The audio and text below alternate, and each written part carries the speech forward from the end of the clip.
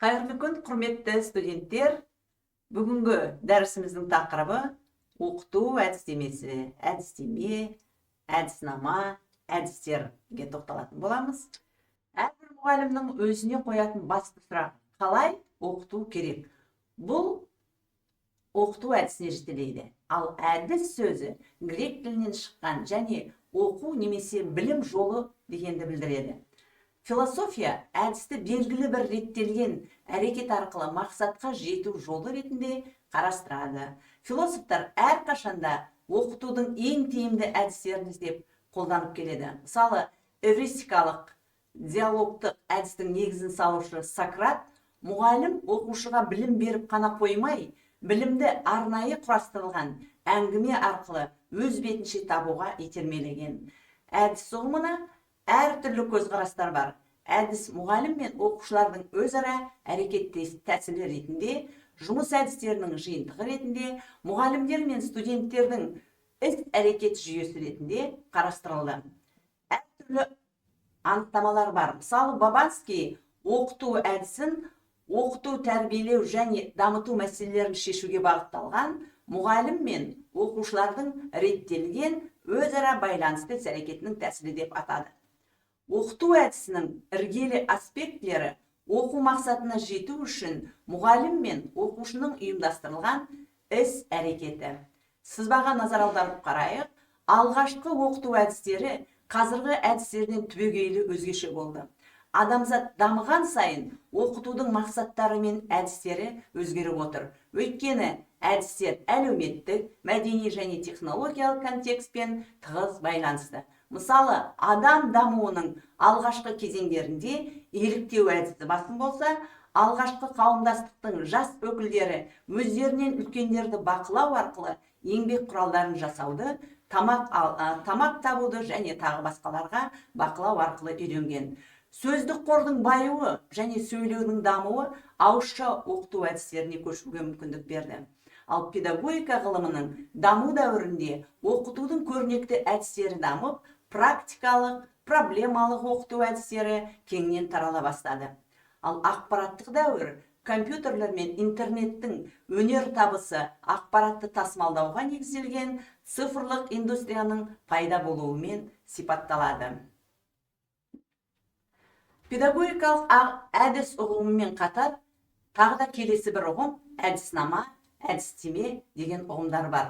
Осы үш әдіснама, әдістеме, әдіс арасындағы айырмашылық неде деген сұраққа тоқталатын болсақ, біріншіден әдіснама теориялық және практикалық іс-әрекетті ұйымдастыру мен құрудың принциптері мен әдістерінің жүйесі. Сондай-ақ осы жүйе туралы ілім деген мағынаны береді. Немесе шындықты тану және түрлендіру әдістері туралы ғылым дегенді білдіреді. Әдіснама негізінен ғылыми жұмысты жазуда қолданылады және проблеманы табудан зерттеу әрекетін анықтауға дейінгі әрбір кезең мақсатқа жетудің егжей-тегжейлі нақты әдістерімен бірге жүретіні белгілі. Әдіснама болжамды қалай дәлелдейтініңізді, жаңа білім қалай пайда болатынын және жаңа пайда болған білімнің шынайылығын түсінуге көмектеседі. Әдіснама зерттеудің жалпы принциптерін анықтай отырып, зерттеудің негізгі тәсілдері қандай деген сұраққа жауап береді. Яғни, әдіснама педагогикалық ғылыми зерттеу және білім беру қызметінің әдістерін, әдістемесін және басқа да аспектілерін қамтиды. Әдіснама біз бастапқыда айтып кеткендей, философиялық, логикалық, жүйелі көзқарасты біріктіретін жалпы ғылыми, бір ғылым шеңберіндегі нақты ғылыми болуы мүмкін.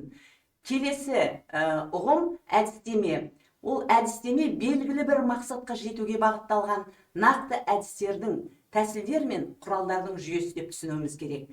Әдістеме нақты бір пән немесе бағыт бойынша оқытуды ұйымдастырумен байланысты болып келеді. Әдістеме оқытудың ең жақсы тәсілі қандай деген сұраққа жауап береді. Мысалы, химияны оқыту әдістемесі немесе оқытуда цифрлық технологияларды қолдану әдістері. Ал әдіс дегеніміз білім алудың немесе іс-әрекетті ұйымдастырудың нақты тәсілдері дегенді білдіреді. Оқу мақсатына жетуде мұғалім мен оқушының іс-әрекетін ұйымдастыру үшін қандай техникалар мен әдістер қолдану керек деген нақты сұраққа жауап береді. Әдістер эмпирикалық әдістер болып бөлінеді. Оған бақылау, эксперимент және теориялық деп бөлінеді. Оған анализ, синтез, модельдеу жатады. Педагогикада ауызша дәріс, әңгімелесу, көрнекілік, бейнелеу, демонстрация және практикалық әдістер, оған жататындар жаттығулар, жобалар болып жіктеледі. Әдіснама ғылымды жасауға негіз болатын принциптерді әзірлесе, әдістеме оқыту технологияларын әзірлеу арқылы практикалық жүйе құрайды. Ал әдістер әдістемені жүзеге асырудың нақты жолдарына құралдар ұсынады. Қарапайым тілмен айтатын болсақ, әдіснама дегеніміз теория деп түсінуіміз керек, әдістеме дегенімізді жалпы бір жүйе деп түсінуіміз керек, әдіс дегенді құрал негізінде қолданатын боламыз. Алдымен оқыту әдістерінің дәстүрлі жіктеулеріне тоқталайық. Оқыту әдістерінің білім көзіне қарай ең кең тараған және дәстүрлі классификациясы бұл сөз, бейне және іс-әрекет. Бұған оқыту әдістерінің келесі топтары жатады. Сөздік әдіс, бұған лекция, әңгімелесу, көрнекілік, бұған иллюстрациялар, демонстрациялар, практикалық, бұған семинарлар, зертханалық жұмыстар, шығармашылық жобалар жатқызуға болады. Ал Скатки мен Лернердің айту бойынша танымдық іс-әрекеттің сипаты бойынша жіктеледі. Бұған оқу танымдық іс-әрекетті ұйымдастыру және жүзеге асыру әдістері жатады. Оқу танымдық әрекеттерді ынталандыру әдістері, оқудағы бақылау және өзін-өзі бағалау әдістері деп жіктейді. Бұл жіктеу мектептегі оқу тәрбие процесінің қазіргі заманғы түсінігіне сәйкес және барлық пәндер үшін жалпы болып табылады. Бірақ іс жүзінде олар белгілі бір пән үшін ең қолайлы формаға ие болады. Педагогика бір орында тұрмайды және оқытудың жаңа әдіс тәсілдерімен жаңартылуда. Олардың дәстүрліден айырмашылығы, әдетте оқушы оқу процесінде маңызды орталық рөл атқарады.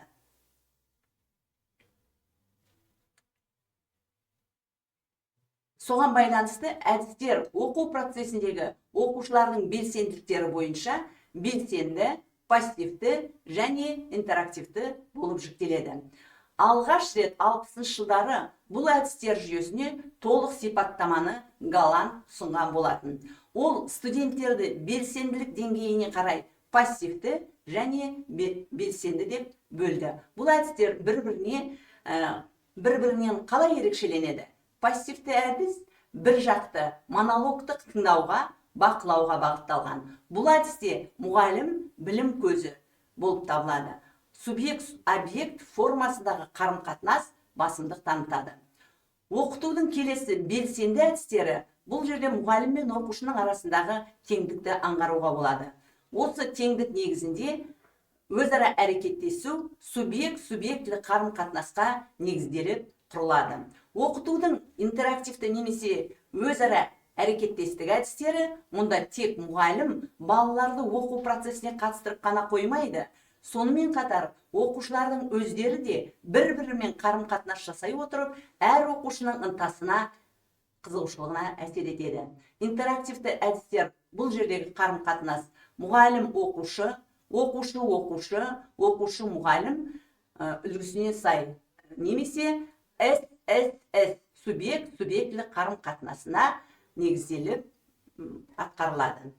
Интерактивті әдістердің міндеттері өз бетінше ізденуге, ақпаратты талдауға және жағдайды дұрыс шешуге, топта жұмыс істеуге, басқа адамдардың пікірін құрметтеуге, басқа көзқарасқа төзімділік танытуға үйретеді. Сонымен қатар, бұл әдістер жұмсақ дағдыларды дамытуға және әр түрлі пәндерден білім мен дағдыларды біріктіруге көмектеседі. Бұл әдістегі педагогтың міндеті балалардың бастамашылдығына жағдай жасау болып табылады. Ең маңыздысы әдіс бұл оқушылардың оқу қызығушылығына жағдай жасау болып табылады. 21 ғасырдың дағдыларын дамытуға бағытталған әдістерге тоқталайық. Бұл жерде 21 ғасыр дағдыларын дамыту әдістері сыни ойлау, шығармашылық, қарым-қатынас немесе коммуникация, ынтымақтастық, цифрлық сауаттылық, эмоционалды интеллект және ақпаратпен жұмыс істей білу сияқты әмбебап құралдарды дамытуға бағытталған. Мысалы, жобалық оқыту әдісіне тоқталатын болсақ, ол нақты мәселелерді шешуге бағытталады. Бұл әдіс оқушылардың өз бетінше мақсат қойып, оған жету жолдарын анықтауға, қажетті ақпаратты іздеуге, таңдауға, жинақтауға мүмкіндік береді. Ал кейс әдісіне тоқталатын болсақ, кейс стади немесе қазақша біз жағдаят деп аударып жүрміз, өмірде орын алған күрделі түсініксіз жағдай туралы белгілі бір қарама-қайшылығы бар нақты фактілерге негізделген жағдаяттың сипатталуы болып табылады. Бұл әдістің мәні нақты жағдаятты түсініп, жағдаяттың астарындағы проблеманы анықтау, өзін осы жағдаятта басқаның орнына қоя білу, осы проблеманы, осы жағдаяттағы проблеманы шешу болып табылады. Қазіргі соңғы кезде көбірек қолданып жүрген бұл геймификация әдісі дейміз, немесе ойын элементтерін, жасанды интеллект білім беру платформалары мен интерактивті құралдарды пайдалану арқылы оқушылардың қызығушылығын, танымдық белсенділігін, цифрлық сауаттылығын арттыру болып табылады. Жаңа әдістердің, енді ғана еніп жатқан әдістердің бірі бұл төңкерілген әдіс дейміз. Бұл жерде оқушылар теорияны өз бетінше оқиды, сабақта практикалық тапсырмаларды орындайды, дербес оқытуға мүмкіндік алады. Ал дизайндық ойлау әдісі бұл да жаңа әдістердің бірі.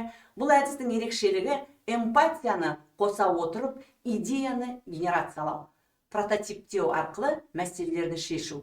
Бұл әдіс 5 кезеңді қамтиды. Ол эмпатия, мәселені анықтау, идеяны қалыптастыру, прототиптеу, тестілеу. Бұл әдістер 21 ғасырдағы сын қатерлеріне сәтті бейімделу үшін қажетті жұмсақ дағдылар мен құзырларды дамытуға көмектеседі. 21 ғасырдағы дағдыларды дамыту контекстінде талдау әдістерінің алатын орны өте зор. Атап айтсақ, жазбаша жұмыстарды, ғылыми мақалаларды, баяндамалар мен есептерді, рефлексиялық күнделіктердің мазмұнын талдауда қолданылатын ең тамаша әдістердің бірі бұл контент талдау әдісі.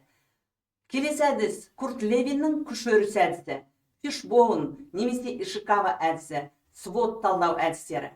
Курт Левиннің әдісі не үшін қажет? Бұл жерде мәселеге немесе өзгеріске әсер ететін факторларды бағалауға мүмкіндік береді. Егер қозғаушы күштер өзгерістерге, тежеуші күштер өзгерістерді болдырмауға ықпал етеді. Осыларды талдау отырып, біз қалай өзгереміз деген сұраққа жауап ала аламыз. Ал келесі талдау, свод талдау, объектінің күшті және әлсіз жақтары, сондай-ақ мүмкіндіктері мен қауіптерін талдай отырып, ұзақ мерзімді жоспарды, орта мерзімді жоспарды, қысқа мерзімді жоспарды жасақтауда қолданылады. Ең тамаша әдістердің бірі бұл Фишбоун әдісі. Бұл жердегі әдістің маңызы адам, процесс, материалдық база қоршаған әсерінен туындайтын проблема себептерін визуалдандыру арқылы айқындауға мүмкіндік береді. Сонымен, құрметті студенттер, біз сіздермен оқыту әдістері туралы қысқаша шолу жасап өттік. Бұл әдістерді практикада пайдалану үшін ұсынылып отырған әдебиеттер мен қосымша материалдарға осы әдістердің бірін пайдалана отырып талдау жасап келуді ұсынамын. Үйге қарайтын негізгі әдебиеттер ретінде мұғалімге арналған нұсқаулық 2-ші деңгей бойынша 3-ші басылымын ұсынам, және де өзіміздің оқып жүрген негізгі әдебиеттер Бабаевтың жалпы педагогикасы және Дүйсенбаевтың педагогика оқулығын пайдалануларыңызға болады. Тыңдағандарыңызға көп-көп рахмет. Сау саламатта болыңыздар.